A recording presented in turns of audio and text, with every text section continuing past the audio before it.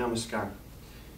We're going to cover some assists in triangle pose, and Jackie now has had about 5 classes? Yep. 6 classes? Okay.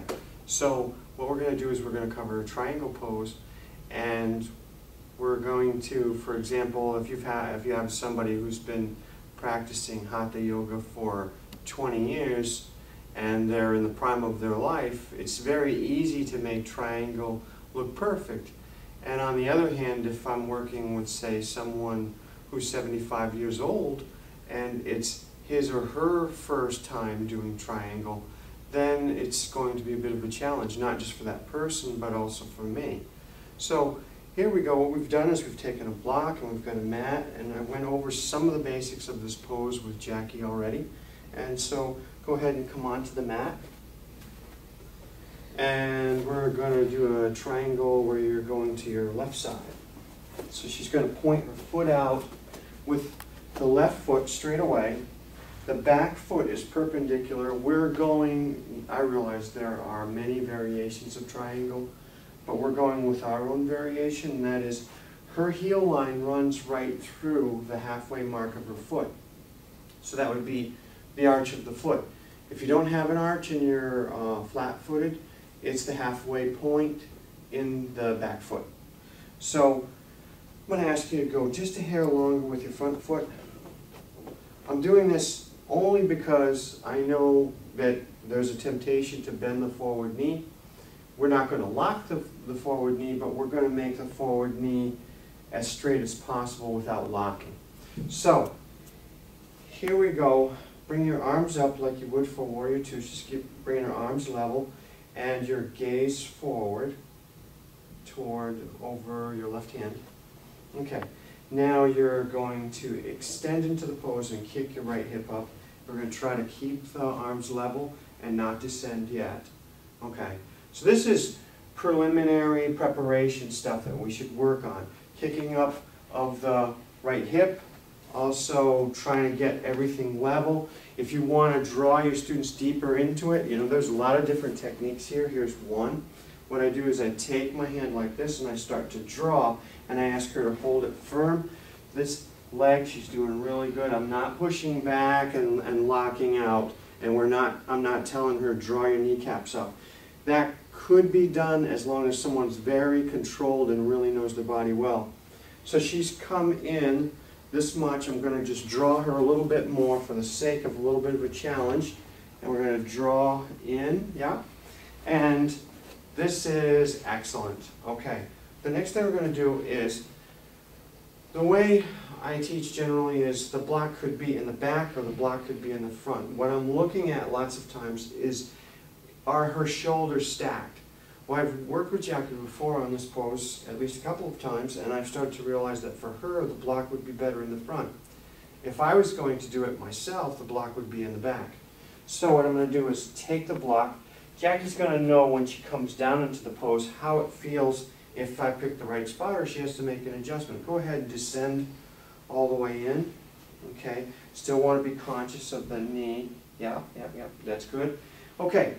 Now we're talking about where do I make an assist, where do I come in. A lot of times on something like this is good. She's got nice rotation on the neck. You're going to see one thing, and that is that I don't, for example, adjust the neck. I'm not a chiropractor, and therefore I'm not going to make neck adjustments. I can cue and say look up as high as you can comfortably, but don't strain your neck and be careful. Okay. Now around this side, you want to come right around this way. And what I'm going to do is I'm putting my right thigh up against the outside of her left hip.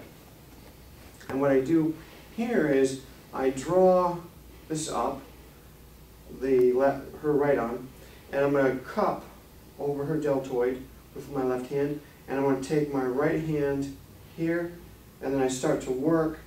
And what I'm doing is I'm trying to stack the shoulders and stack the hips to the best of their ability. And everything seems to be okay. A lot of times on this one, between us, male instructors, female students, this doesn't always, it's not always something that everybody's comfortable with. So if that's the case, what you've got to do then is make sure you always ask ahead of time before you make an adjustment anyway, on anything.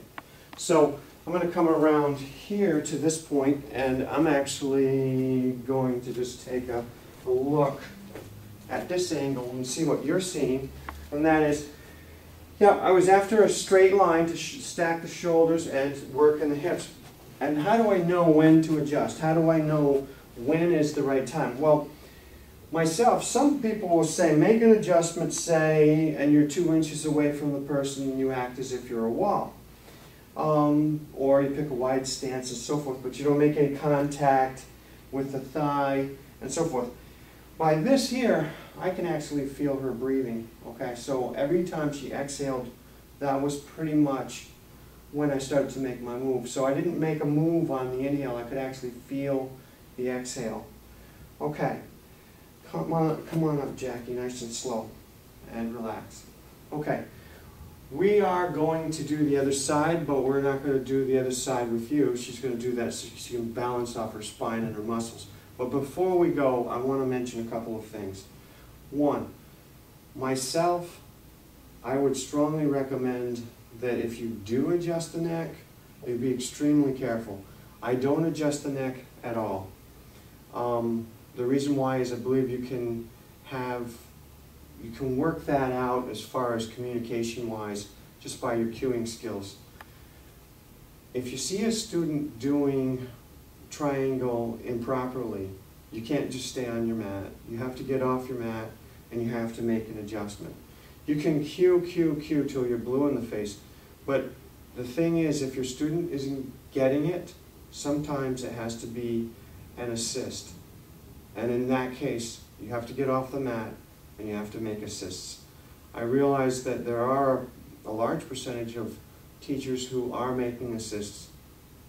There are still some students who come into this studio and tell me that they're having difficulty at other schools where they don't ever get an assist. So with that in mind, assisting is going to be a good thing for you and for your students both.